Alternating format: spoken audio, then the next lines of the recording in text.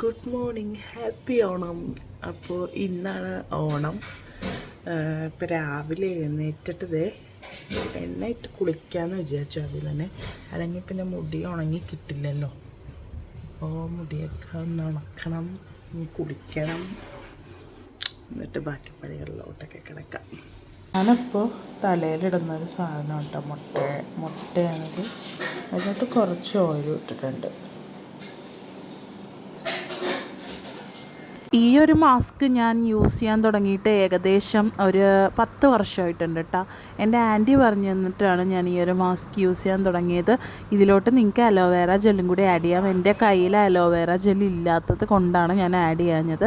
അപ്പോൾ ഒരു മുട്ട ഫുള്ളായിട്ട് എടുക്കുക. മഞ്ഞ വെള്ളം അങ്ങനെ സെപ്പറേറ്റ് ഒന്നും വേണ്ട. ഒരു മുട്ട ഫുള്ളായിട്ട് തന്നെ എടുക്കുക. കുറച്ച് നിങ്ങൾ ഉപയോഗിക്കുന്ന ഓയിലും പിന്നെ നമ്മുടെ അലോവേറ ജെല്ലും കൂടി മിക്സ് ചെയ്ത് തലയിൽ യൂസ് ചെയ്യാം. ഒരു മാസത്തിൽ 2 തവണയൊക്കെ യൂസ് ചെയ്യാം. ഇത് ഉപയോഗിച്ചാൽ എനിക്ക് തോന്നുന്നു ഷാമ്പൂവും കണ്ടീഷണറും വേണ്ട. അല്ലെങ്കിൽ തന്നെ നമ്മുടെ ഹെയർ നല്ല സോഫ്റ്റും സിൽക്കിയൊക്കെ ആയിട്ട് കിടക്കോട്ടാ. ഇതെന്തായാലും അടിപൊളി മാസ്ക്കാണ്. ഞാൻ ആകെ ഹെയറിൽ ട്രൈ ചെയ്യുന്ന ഒരേ ഒരു കാര്യം ഇതാണ് കേട്ടോ. അങ്ങനെ ഞാൻ അതൊക്കെ ഒന്ന് സെറ്റ് ചെയ്തിട്ടിട്ട്, അപ്പോൾ തിരുവോണ ദിവസം രാവിലെ ആയതുകൊണ്ട് തന്നെ വെളുപ്പിനെയൊന്നും എഴുന്നേൽക്കാൻ പറ്റിയില്ല. തലേ ദിവസം നമ്മൾ കുറച്ച് കാര്യങ്ങളൊക്കെ ഉണ്ടായിരുന്നു.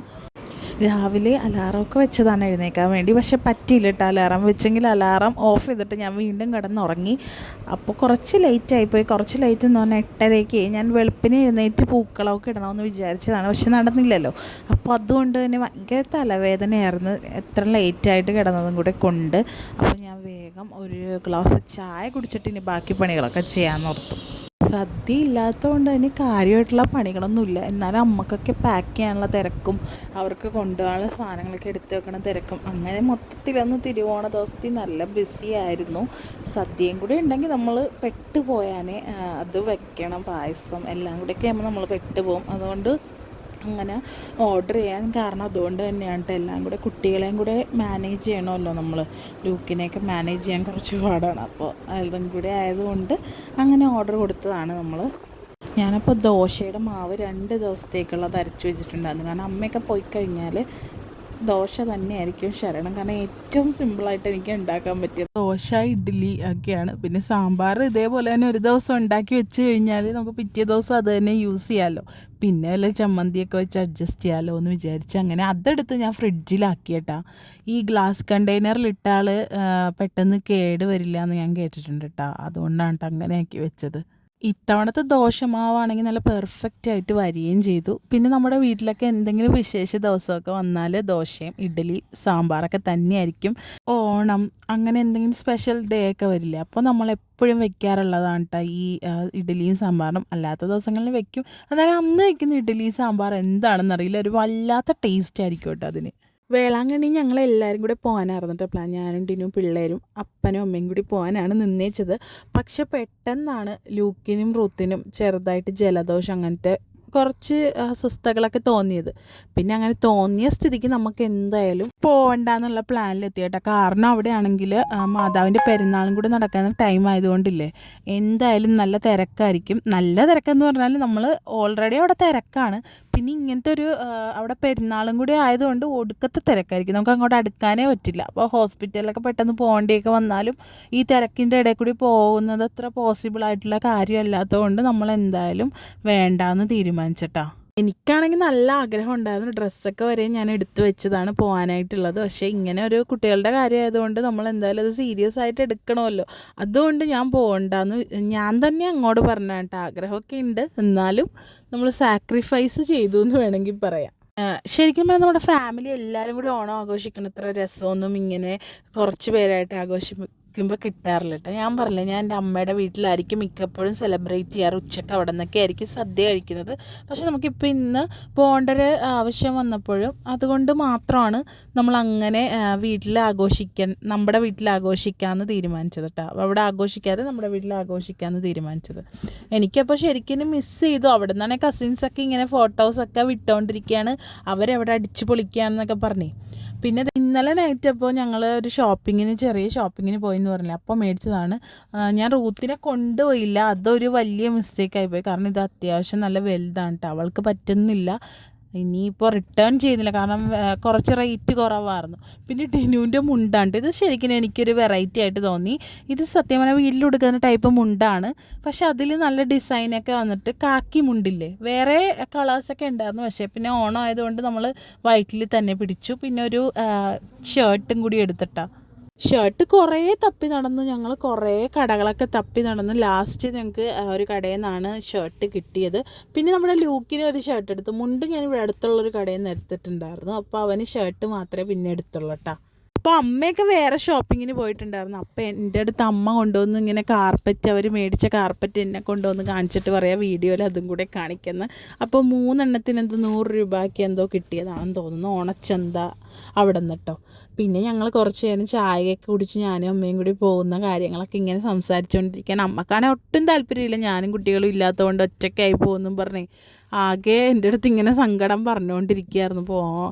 പോകാൻ തോന്നുന്നില്ല അടി, പോകാൻ തോന്നുന്നില്ല എന്ന്. പിന്നെ അധികം സമയം വർത്താനം പറഞ്ഞിരുന്നില്ല കേട്ടോ, കാരണം ഇരുന്ന് കഴിഞ്ഞാൽ നമ്മുടെ പണിയെല്ലാം മുടങ്ങും. അവർക്കാണെങ്കിൽ 2 മണി 1:30 ആകുമ്പോൾ ഇവിടെ നിന്ന് പോകണം. അപ്പോൾ എല്ലാം ഷടപടേ എന്നങ്ങ് തീർക്കണം. ഞങ്ങളുടെ വീട്ടിൽ വാഴ ഉണ്ടായിരുന്നു കേട്ടോ ഗൈസ്, കുറേ, ഞാനല്ല അല്ലാതെ കുറേ വാഴകളുണ്ടായിരുന്നു, നട്ടുപിടിപ്പിച്ച വാഴ. അപ്പോൾ അതൊക്കെ ഇങ്ങനെ നമ്മൾ സ്ഥലം ക്ലീൻ ചെയ്യുന്ന സമയത്ത് അതൊക്കെ വെട്ടിക്കളഞ്ഞായിരുന്നു. അപ്പോൾ നമുക്കിപ്പോൾ വാഴയിലയില്ല, വാഴയിലയ്ക്ക് ക്ഷാമമാണ്. അതുകൊണ്ട് ഞാനൊരു 2 വാഴയില പുറത്തുനിന്ന് മേടിച്ചു. കണ്ണുള്ളപ്പോൾ കണ്ണിൻ്റെ വില അറിയില്ലെന്ന് നമ്മൾ പറഞ്ഞു കേട്ടില്ല, അതേപോലെ ഉണ്ടോ. വാഴയിലൊക്കെ 15 രൂപയാണ് ഒരു വാഴയുടെ വില. 2 വാഴ മേടിച്ചപ്പോൾ 30 രൂപ ഗൈസ്, ഭയങ്കര നഷ്ടമായിപ്പോയി. എന്നാലും പിന്നെ എന്ത് ചെയ്യാൻ, ഓണമല്ലേ, വാഴയില വേണ്ടേ. പിന്നെ നമ്മുടെ ഓർഡർ ചെയ്ത ഫുഡിൻ്റെ കൂട്ടത്തിൽ നമുക്ക് കഴിക്കാനുള്ള വാഴയില ഉണ്ടാകും. പിന്നെ നമുക്ക് ഇതിന് വേണ്ടിയിട്ടുള്ള ഈ പൂവൊന്ന് ഞാൻ ജസ്റ്റ് ഒന്ന് വെറുതെ മേടിച്ചതാണ്, കുട്ടികളും കൂടി ഉള്ളതുകൊണ്ട് ഇനി വാഴ തികഞ്ഞില്ലെങ്കിലോ എന്ന് ഓർത്ത് മേടിച്ചാണ്.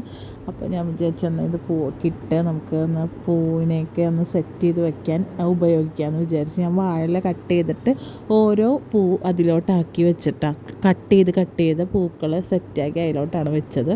ഡിനുവിന് നൈസൊരു പണി കൊടുത്ത് വാടാമുല്ല ഞാൻ ക്ലീൻ ചെയ്തില്ല കേട്ടോ. അത് ക്ലീനല്ല, അത് അടർത്തിയിട്ടില്ല, അത് ഡിനുവിനെ കൊണ്ട് അടർത്തിയിടുകയെന്ന് വിചാരിച്ചു, കാരണം അത് ഇത്തിരി ടാസ്ക്കുള്ള പണിയാണ്. പിന്നെ ഞങ്ങളൊരു ഡിസൈൻ ഇങ്ങനെ സ്ക്വയർ ആണ് ഞാൻ പിൻട്രസ്റ്റിൽ നിന്നാണ് കേട്ടോ ഒരു ഡിസൈൻ സെലക്ട് ചെയ്തത്. എനിക്ക് സ്ക്വയർ ഇടാനായിരുന്നു ഇഷ്ടം, കാരണം അവിടെ റൗണ്ട് ഇട്ട് കാര്യമില്ല, സ്ക്വയർ ആകുമ്പോൾ കുറച്ചും കൂടെ ഭംഗി തോന്നും. അങ്ങനെ എല്ലാ പൂവൊക്കെ ഞാൻ 150 രൂപക്കാണ് കേട്ടോ. അത്യാവശ്യം കുറച്ച് പൂവൊക്കെ കിട്ടി, നമുക്കുള്ള പൂ കിട്ടി. നമുക്ക് വലിയ അത്തക്കളത്തിൻ്റെ ആവശ്യമൊന്നുമില്ലല്ലോ, ഒരു ചെറിയ അത്തക്കളം മതി.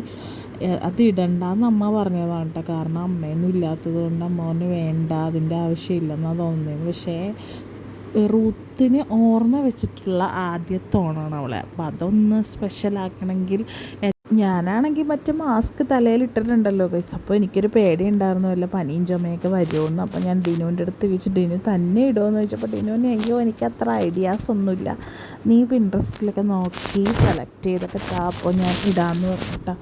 അപ്പോൾ ഞാനും പിന്നെ ഓർത്ത് തന്നാൽ ഞാനും കൂടെ കൂടാമെന്ന് വിചാരിച്ചു. എനിക്ക് മൈൻഡിലുണ്ടായത് റൂത്തുമോളെ എഴുന്നേറ്റ് വരുമ്പോഴത്തേക്കും എനിക്കിത് തീർക്കണം, അവളെ കാണിച്ച് സർപ്രൈസ് ആക്കണം എന്നായിരുന്നു കേട്ടോ.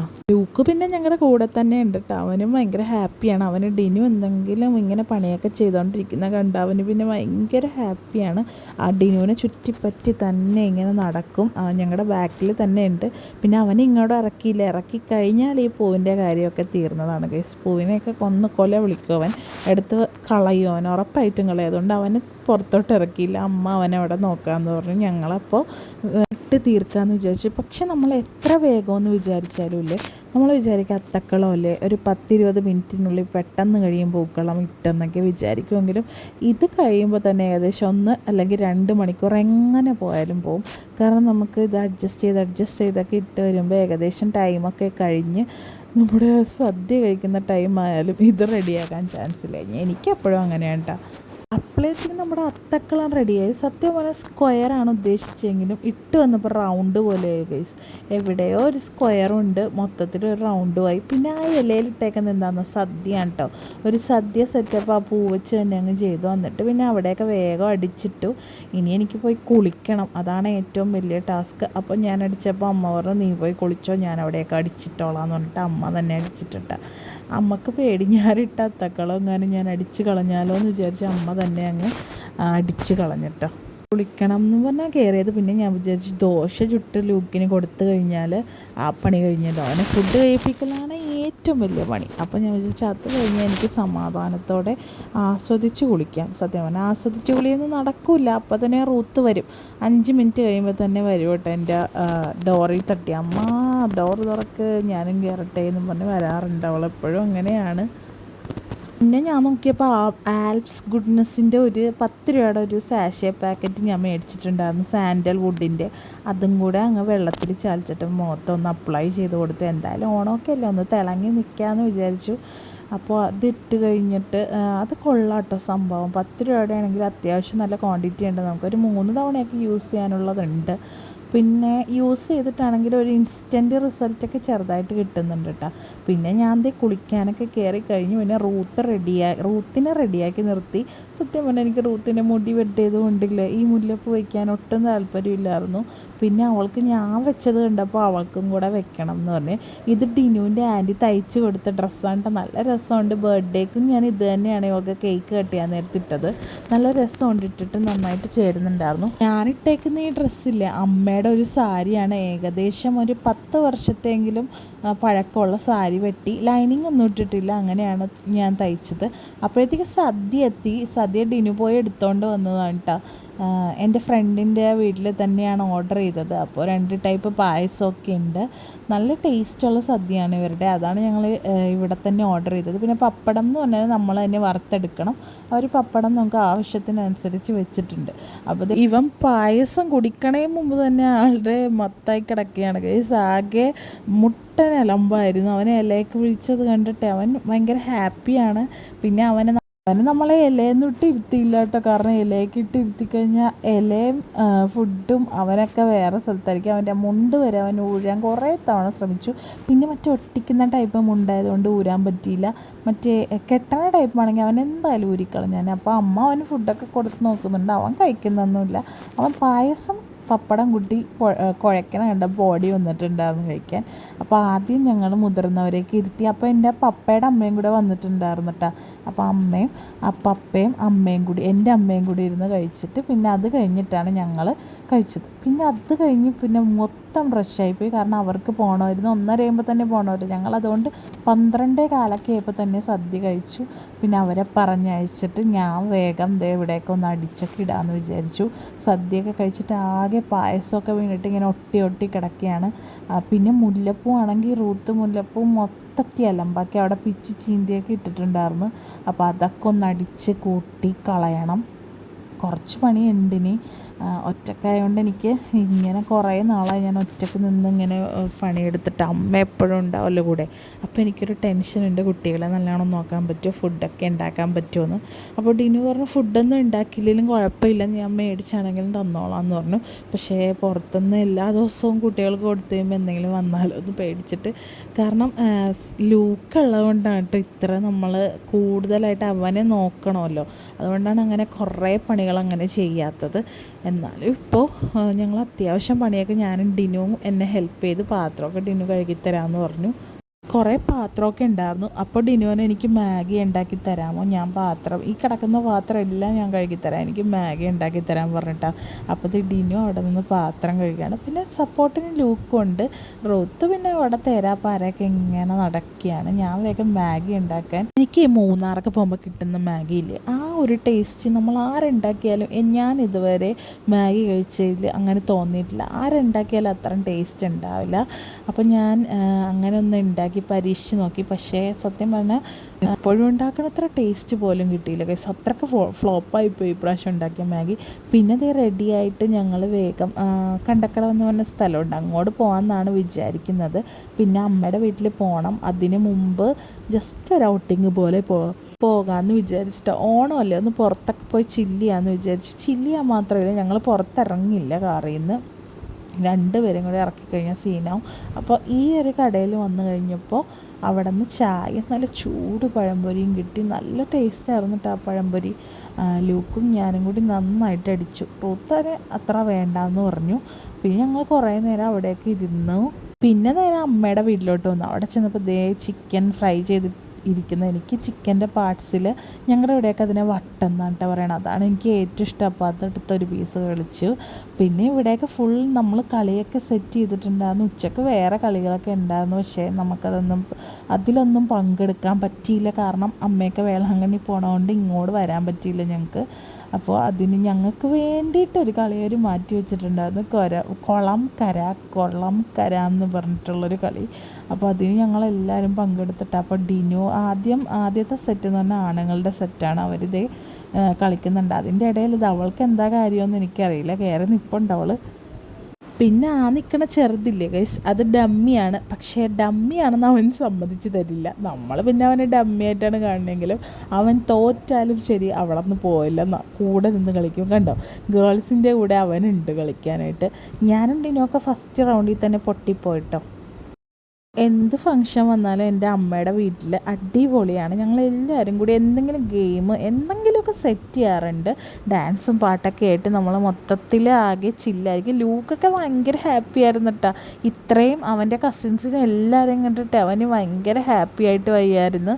അങ്ങനെ കുറേ നേരമൊക്കെ കഴിഞ്ഞ് ഞങ്ങൾ ഫുഡൊക്കെ കഴിച്ച് നേരെ വീട്ടിൽ വന്നപ്പോൾ ഒരു 11